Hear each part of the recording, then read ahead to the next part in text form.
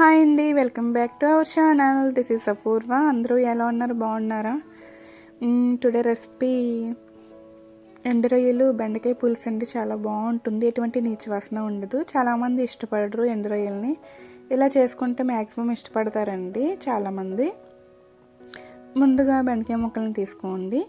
Next onions, next green chilli, next ఎండు రొయ్యలు, next కొంచెం నిమ్మకాయ కంటే కొంచెం పెద్ద సైజ్ చింతపండుని తీసుకుని నీటిలో నానబెట్టుకుని ఉంచుకోండి. నెక్స్ట్ స్టవ్ వెలిగించుకుని ఒక బాండీ పెట్టుకోండి. అందులో 2-3 స్పూన్స్ ఆయిల్ వేసుకోండి. ఆయిల్ హీట్ అయ్యాక ఎండు రొయ్యల్ని శుభ్రంగా కడిగి తీసుకోండి. అవి ఆయిల్లో వేసుకుని వేగించుకోండి. ఒక 2-3 మినిట్స్ వేగించుకుని తీసేసుకుని పక్కన పెట్టుకోండి. నెక్స్ట్ ఆయిల్లోనే ఆనియన్స్, గ్రీన్ చిల్లీ వేసుకుని గోల్డెన్ బ్రౌన్ వచ్చే వరకు వేగించుకోండి.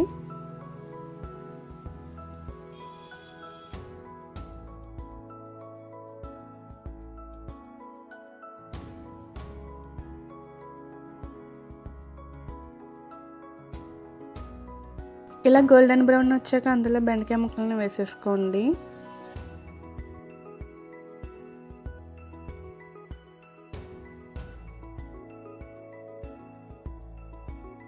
ఇలా బెండకాయ ముక్కలన్నీ వేసేసుకున్నాక అందులో కొంచెం పసుపు, తగినంత ఉప్పు వేసుకుని మొత్తం మిక్స్ చేసేసుకోండి.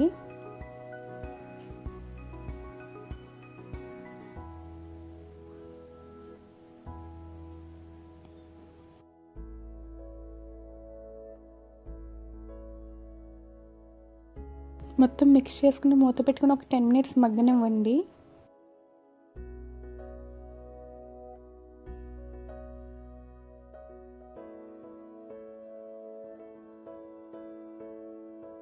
ఇలా మొత్తం బెండకాయలు మగ్గిపోయాక అందులో కొంచెం కారం వేసుకోండి.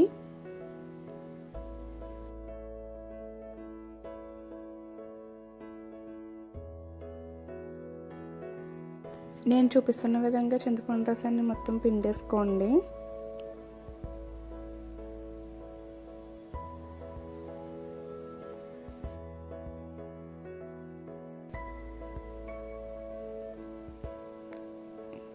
నెక్స్ట్ ఇలా ఉడికేటప్పుడు ఎండు రొయ్యల్ని వేసేసుకోండి. అందులో మనం వేగించుకుని పక్కన పెట్టుకున్న వాటిని ఒకసారి మిక్స్ చేసేసుకుని మొత్తం మూత పెట్టేసుకోండి.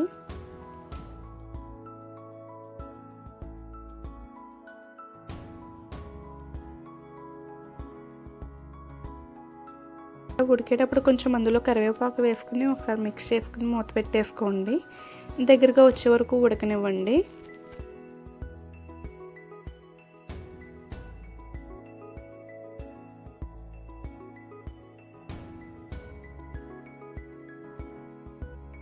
నెక్స్ట్ కొంచెం దగ్గర పడ్డాక జీలకర్ర వెల్లుల్లి పేస్ట్ వేయండి. ఇలా వేయడం వల్ల ఎటువంటి నీచు వాసన ఉండదు. మనకు కర్రీ చాలా బాగుంటుంది, టేస్ట్ కూడా.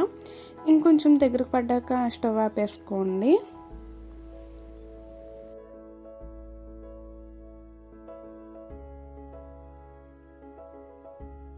అంతే అండి, చాలా ఈజీ ప్రాసెస్, క్విక్గా కూడా అయిపోతుంది. మీకు టేస్ట్ కూడా చాలా బాగుంటుంది. ప్లీజ్ మన ఛానల్ని ఎవరైనా సబ్స్క్రైబ్ చేయకపోతే సబ్స్క్రైబ్ చేయండి.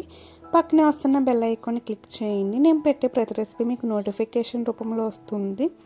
Thank you for watching.